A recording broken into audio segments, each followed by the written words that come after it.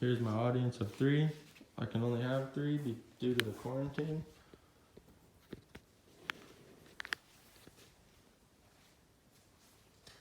Timer. Ready?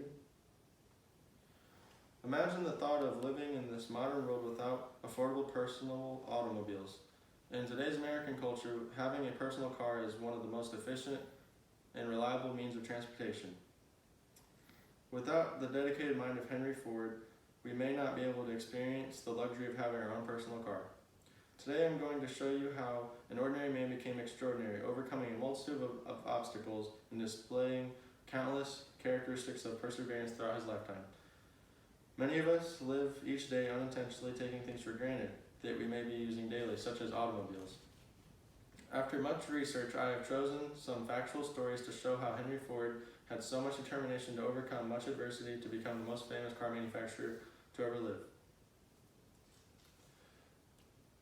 Today I will be presenting 4 anecdotes from Ford's life that show how he was an ambitious man who led by example of never giving up on his dream to make automobiles affordable to the average person. First, I will begin by explaining where he was born in his early life.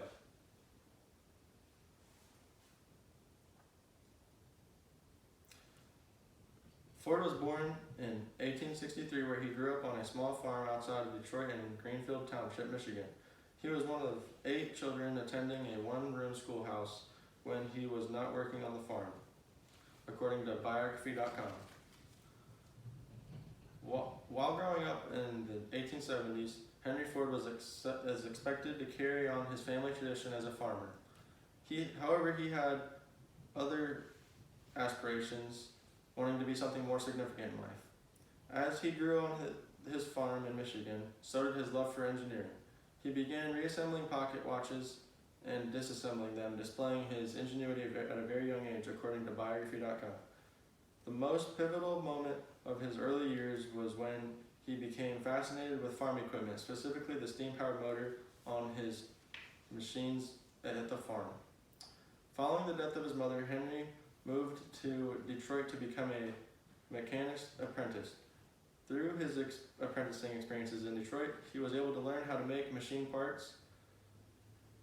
However, that did not pay his rent, so he spent nights working at a watch repair company, according to biography.com. In 1882, at the age of 19, he moved back to his home on the farm. He continues to tinker with machinery and on his farm and finds work at Westinghouse Engine Company.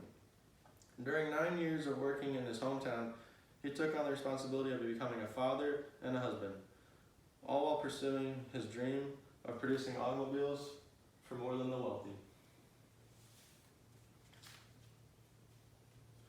In 1891, Henry returned to Detroit with his family to accept a job at Edison Electric Company. Henry was not particularly knowledgeable in electricity, but saw this as an opportunity to learn to improve on his dream to become the best engineer.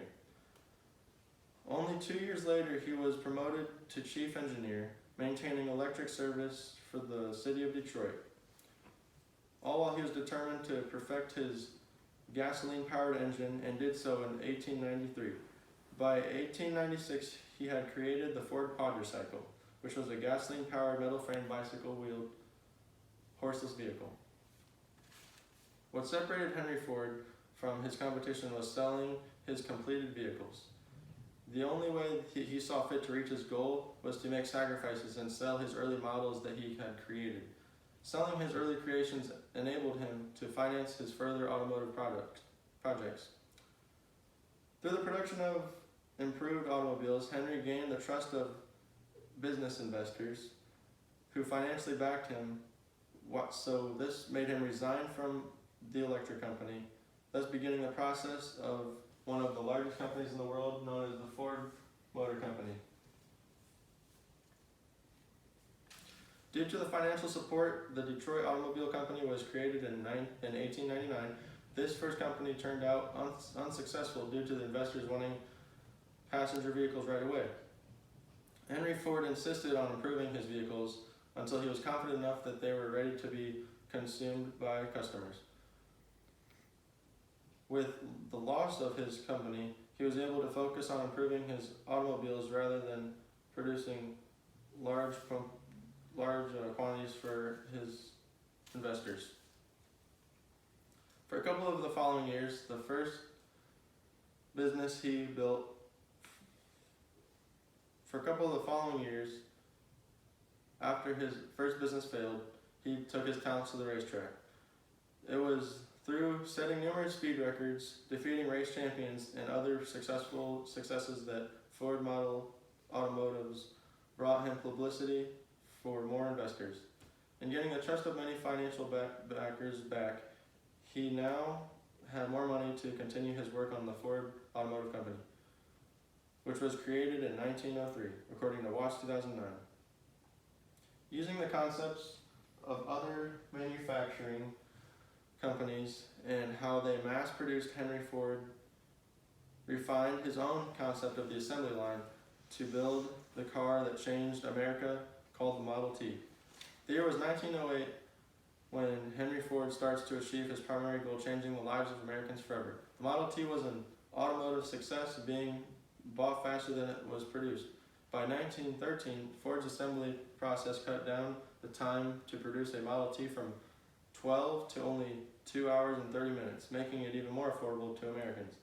With Ford's dream completed, it did not end there. Ford introduced the $5 workday in America. He understood the needs of his workers and decreased the hours of his employees that worked, introducing the 8-hour day and the 40-hour work week. This, along with Ford's manufacturing involvement in World War II, making him an even bigger success story, according to RAF 1988. In conclusion, Henry began as an average farmer, however, felt he needed to serve a greater purpose in the world. Ford was the only car manufacturer that catered to middle class in the 1900s. He was devoted to the creation of an efficient and dependable automobile that would be affordable for everyone. His relentless perseverance allowed him to fulfill his dream. So imagine a life without driving your own car to work, school, the gym, or any hobbies. Having to find another way of transportation would be just inconvenient.